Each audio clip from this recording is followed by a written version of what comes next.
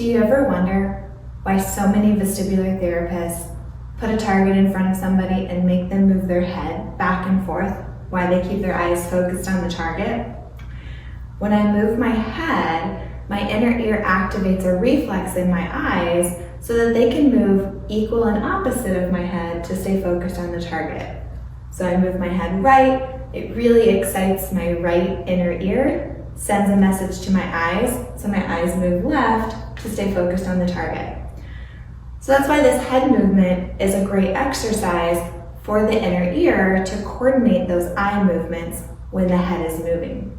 But there are so many ways to do this other than just looking at a card and moving your head back and forth like this.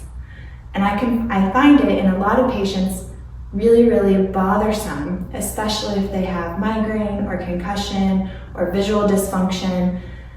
Looking at a target right in front of you can be very aggravating to your symptoms. We still want to practice this reflex, but how do we do that without firing up your symptoms so bad? And so there's lots of different ways that you can still work on these coordinated eye movements with head movement rather than just here.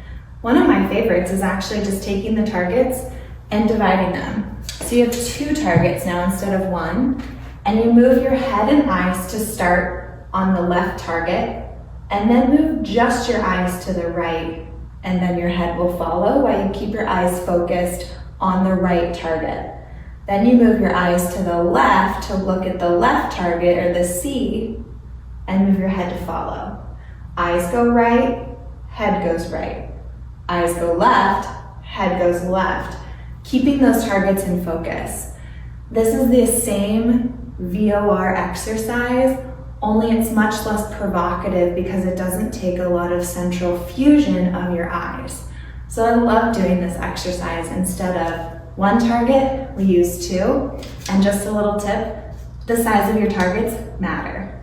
You want them to be small, but your patient should be able to see it crisp and clear with their heads still.